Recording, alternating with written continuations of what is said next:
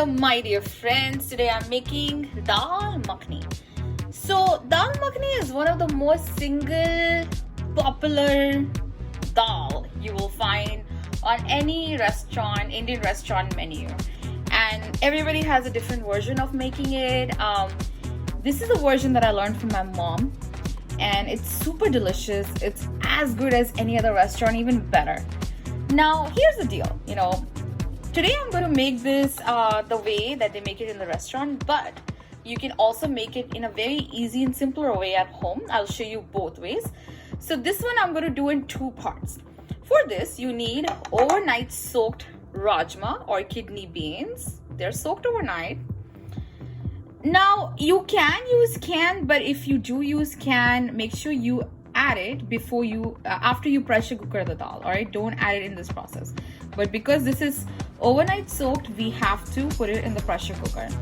This is the black lentils, which is called makhni dal, maki dal. Okay, as well, you get it at the Indian store. So I have about two small bowls of that and this bowl. So two bowls of this dal and one bowl of rajma. In this, I'm adding freshly chopped ginger and maybe 3 to 4 cloves of garlic. So the first part is where I'm going to add all the stuff with the basic spices, which is turmeric powder, red chili powder, cumin seeds, and a bit of paprika, which is not smoked paprika, the regular paprika for the color, in the pressure cooker. And I will let it pressure cook till the dal and the rajma is completely cooked. Now, if you're eating this at home, you can actually very much eat that dal. It tastes very delicious. What I'm going to do today, because I have some families coming over for dinner, I'm going to take another step. And in the second step, I'm going to take chopped onions, take chopped tomatoes.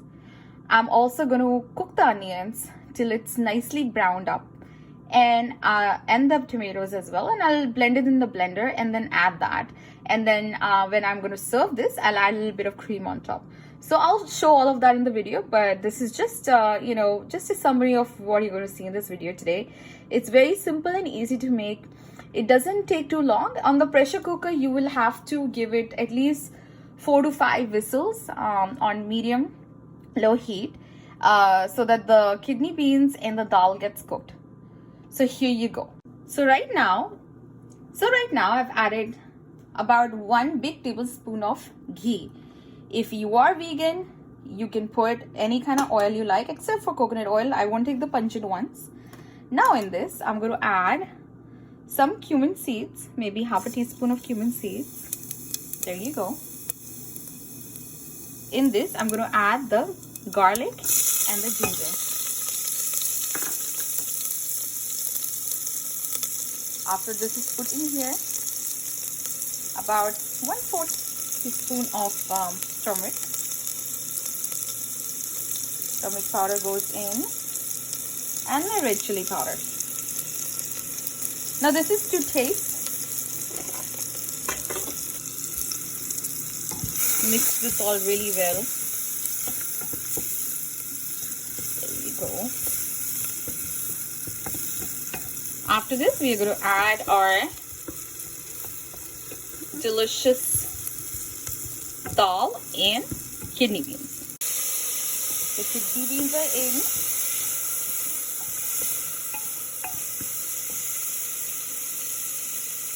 Now I'm going to add the dal.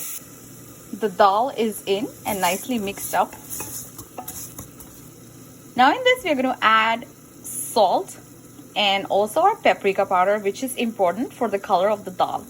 Again, make sure the paprika powder is not the smoked paprika, because that's going to give this a very different and pungent barbecue taste. We don't want that. We just want to use the color and a little bit of that flavor of paprika in this. So in this, I have added the salt and the paprika powder. Just for reference, I use this one. You can get any other brand you like, and all of that has been added to this with the salt. At this point, I have not added the water. Now for the water ratio, I have 2 bowls of dal and 1 bowl of rajma. So for a typical regular dal, it's always 1:3 or 4. So keeping that in mind, this dal does swell up really good. So what I'm going to do is I'm going to add about good 6 to 7 bowls of water in this, and then I will put it to whistle. So I have added the water in this. I've added about 7, the same cup or whatever bowl of measurement you use for the dal in this. And now I'm going to cover this and let it whistle on about medium low heat. I'll let it whistle for a good 4 to 5, even 6 whistles, and you will start to smell the aroma of this and you will know that it is cooked. And after that, I'm going to let this cool down, and till then I will prepare the tomato and the onion paste that I need to add to this later on. And again, this is makhni dal. So for this purpose, some people put too much of butter. If you like butter, makhni is butter. You can add the butter before instead of ghee, and you can make all the masalas in it. But I prefer adding it on top later because of 2 reasons. Number one is it gives a nice shine to the dal. Secondly, we don't want to add all that unnecessary calories, so we're trying to keep it a little healthy. So we'll just put it on top, and with a little bit of cream, and cream is a preference. I usually don't put cream, but when I have guests over and when it's a special occasion, I do drizzle a little bit of cream on top for it to look beautiful and give that buttery and creamy taste. But honestly, if you want to eat it healthy, you can totally avoid the cream and the butter. You can cook this even in any of your preference of oil. I would not use coconut oil. I would not use mustard oil because those have a very pungent taste. So I would prefer cooking it in oils that don't have the strong pungent taste, and this tastes very amazing.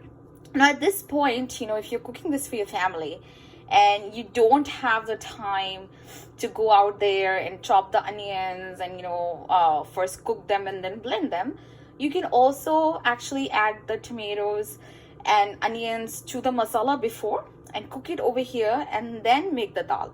If you don't like the onions, you can just put some chopped tomatoes at this time and let it cook together, and this would be amazing. So here are some of the tips for you guys to use. We'll catch you in a bit. So that's how the dal looks. I've added about 2 to 3 small bowls of water and mixed it up. It was a bit thick, and that's how it looks now. And this will go the paste of onion and tomato that's been cooked, and yeah, that's about it. And then after that, top it off with some butter and cream, a bit of kasuri methi, and your dal will be done. So the dal is made, it's thick. What I'm making right now is the masala for it. So I've just slightly cut the onions because this will get blended, and I put this in the pan with some oil and I let it sit till it's nicely a little bit on the brownish side, and then I'm going to add pieces of tomatoes in it and then let the tomatoes cook a little bit. In that I'll add a little bit of salt, and then we're going to blend it, and this masala is going to go in the dal, and then I'm going to add some more water in it and show you how to make restaurant style dal makhni. So this is getting brown, as you can see.